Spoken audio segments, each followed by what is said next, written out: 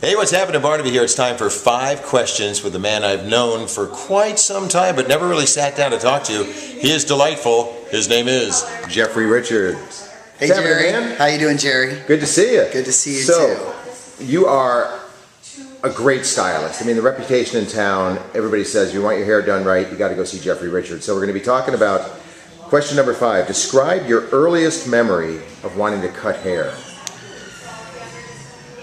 Well, probably after my sister cut mine when I was in 4th grade, and I still look at that picture and I still want to get her back. So did you cut her hair?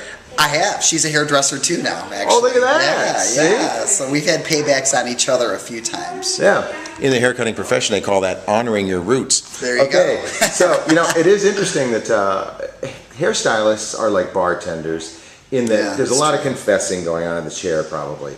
So what is the wildest thing anybody has ever told you, client to hairstylist? On a first consultation, probably that they were in the process of becoming a woman. And this was a gentleman who was standing there in a suit, had just come from golf. That was probably one of the most intense, I guess, forthcoming statements that someone had made to me during a consultation.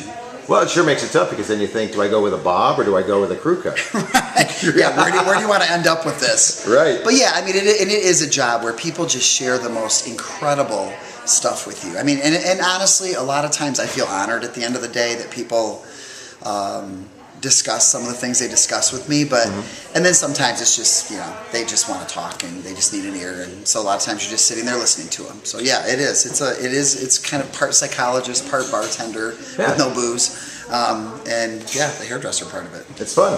Alrighty, so it's interesting. You could probably look at me and answer this question in part, but what is the worst thing that a person can do to their hair?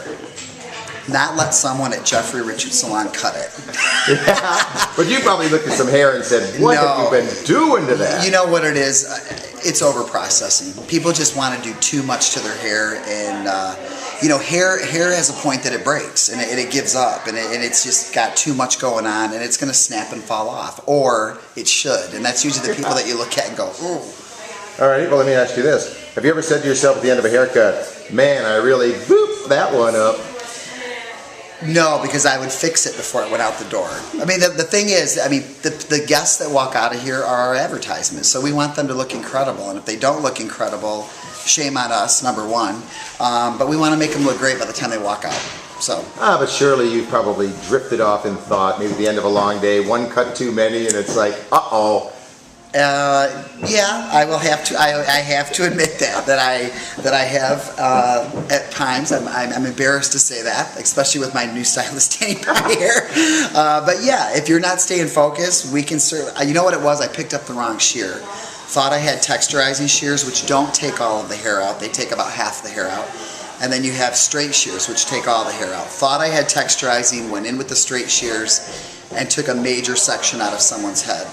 Well, and I did that trimming a hedge once. Yeah, well, and I can't share with what came out of my mouth afterwards because it wasn't pretty. All right. They did come back. Yeah. Well, also, I've noticed, this is your final question, I've noticed when people walk into a salon, so many times they've got something in their mind that is just never going to happen. They say, you know what, I want this sort of a haircut. So take us through the process. How do you handle that magical moment when the client is supposed to always be right, and yet that would be oh so very wrong to cut their hair that way? I usually place my hands gently on their shoulders and say, do you want me to be honest with you? Usually people answer yes, even if they don't want you to be honest with you, and then I go in for the kill. And I'll just say, this isn't going to look good on you, which then is not going to reflect well on me.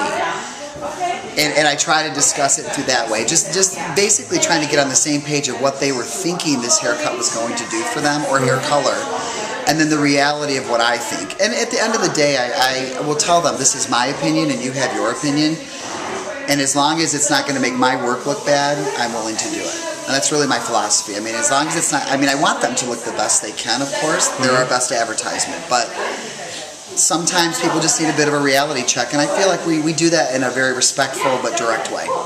I'm going for the bonus question here, and that is, who cuts your hair? Aaron actually did this one, but I'll tell you, every person in my place has cut it, including me. When I get hard up, it's, hey, when you live above your own shop and times are tough, you come down and you kind of do your own thing. But yeah, it's not pretty. No. I would not recommend that, by the way. All right. Hey, thanks, man. Really appreciate it. Excellent. Thanks, Barnaby. All right.